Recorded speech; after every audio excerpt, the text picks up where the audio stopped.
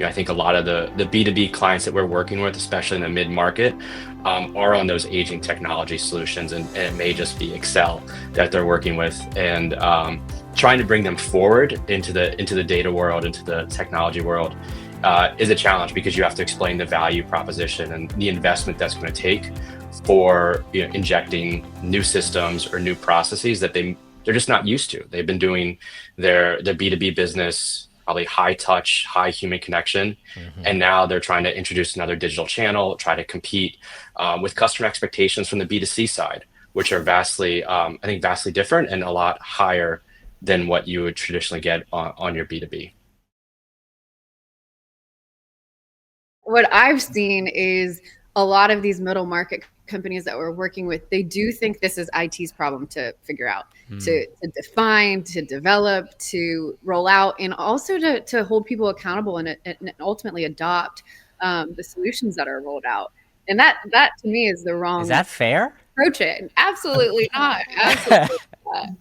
A lot of pressure on our IT folks. So we've been talking about how we encourage our clients to break down those barriers, work across business units, create that shared accountability.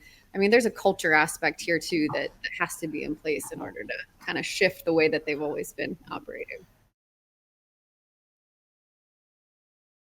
Usually it's the C-suite has a hypothesis of where the problems are in their business.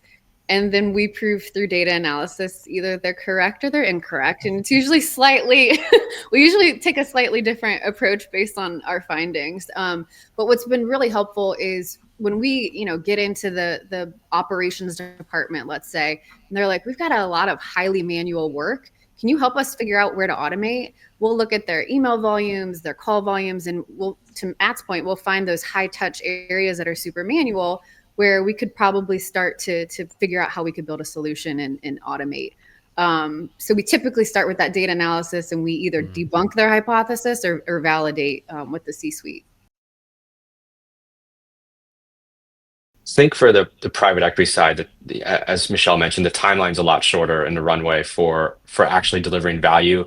I think in the private equity space, it's a lot about efficiency, it's about optimization, it's about technology enablement and technology optimization. And so we see that the initial 6 months, 12 months is around making sure that those foundational systems or foundational processes are in place to then usher in the next round of work and innovation. I think when we come into some of these mid-market private equity-backed companies, they're on aging platforms, aging technology, and disparate data, and it's really hard to make decisions when your data is everywhere and no one understands it or trusts it. And it's very hard to deliver great customer experiences or one-click rebuy when you're on an old technology platform. And so I think the key for PE space is to get straight to foundation, get that core going, so that you can just expand in all directions from there to deliver value. And everyone has their day job, right? And so these teams are running lean. They're just getting by with, let's say it's a smaller shop with 2 IT members. You can't go ahead and say income technology first and say, I'm going to pitch you this really strong custom solution that you're never going to be able to maintain or carry, right? So I think looking, understanding, being empathetic at the teams on the ground, that usually they're already highly taxed and working at 150%. So there is this kind of this human aspect to delivering these solutions, where you have to figure out, be empathetic on your calls to the internal staff and figure what helps them with their day-to-day jobs, and whether it's manual process, maybe they're just checking spreadsheets for 6 hours. Trying to get at that root can help drive their buy-in and say, hey, we're going to make your life easier so you don't have to wake up at 7 a.m. to send inventory feeds to a third-party system. I was going to ask that question around the skill sets that exist in some of these firms, and how advanced or otherwise is it? Because it feels like, from what you're saying and some of the experiences that I've had, that the experience is not there. And as you said, everyone's already maxed out in terms of time, and they're trying to get to these projects. And now you got private equity investment coming in and saying, well, you've got to do more, and you've got to do it quicker, and you've got to do something you've never done before. It's a complete misalignment in many respects. That must mean that this cross-functional team that CapTech has becomes really valuable then to the client, right? That's something that obviously you recognize 28 years in business and quite a large team. How involved can you guys get at that point, or do you want to? Yeah, we like to be involved, we want it to be successful when we leave. And so, we are making sure that the adoption, the buy-in happens from the C-suite down to the developer or call center rep, making sure that solutions we build or implement or integrate are ones that align with the adoption and the principles that are efficient and effective for the teams that use them. And with smaller skill sets of teams, that's going to impact your enterprise architecture decisions. It may be that you're going to start buying platforms instead of building, and recognizing that you can't have 5 custom solutions. You can have 2 off-the-shelf ones, but then knowing that those off-the-shelf systems don't always align to your perfect business rules that you've created over 20 years. Like that special shipping rule, that special pricing is not going to fit in a standard, SaaS platform. And so there's a little bit of that trade-off that I find is probably one of the hardest things, is getting that business complexity and that legacy secret sauce of the business translated to an off-the-shelf platform in a way that can be successful. I see 2 things, largely as it relates to the growth strategy for these companies. It's mergers and acquisitions. That's typically a part of their roadmap, as well as product differentiation, right? Like, can we innovate and bring a new product to market, or can we acquire a company that has, reaches a specific customer segment that we haven't reached before? So those are the 2 kind of growth areas that I see. Matt, do you have anything else to add there? I think alongside product is, me being a tech guy, is bringing the technology up to speed of where, especially some of these mid-market shops, that they just don't have that technology foundation. And so, Michelle, when you talk about product and reach, you're going to need that the business processes and the technology behind that to be able to enable the reach of the product that they're aligning to on their investment thesis or deal. That organizations are investing in upskilling their staff to use these new platforms in the best way possible, or are they hiring new people from the outside and shifting their orgs? It's catch-22, because if you don't upskill the folks that have all of that tribal knowledge, you're really missing out on obviously leveraging that tribal knowledge. So I think we try to encourage our clients to upskill as much as possible. And then CapTech is also a part of that. So if we're rolling out a new, API platform and they don't have the experience in-house, we're constantly trying to do that knowledge transfer.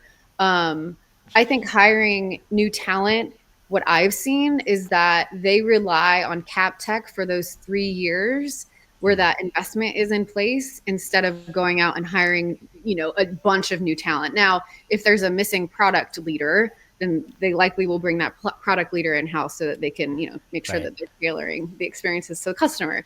But I've seen a mix of both. Personalization at scale. And I think in the D2C world, we've tried to do that ad nauseum now for 10 years and really got it wrong. For a lot of B2B companies, there's a limit to the number of customers they have, but you can give each of them a really personalized experience. And that's about designing good process and good workflows, I think, to support the human aspect that is there. So I think AI lends itself to traversing that for the first time ever, and really can deliver some useful experiences in that personalized space when it comes to B2B customer management. Absolutely. And I think, you traditionally think about personalization, maybe it's, tailored messaging or audience groups or certain content.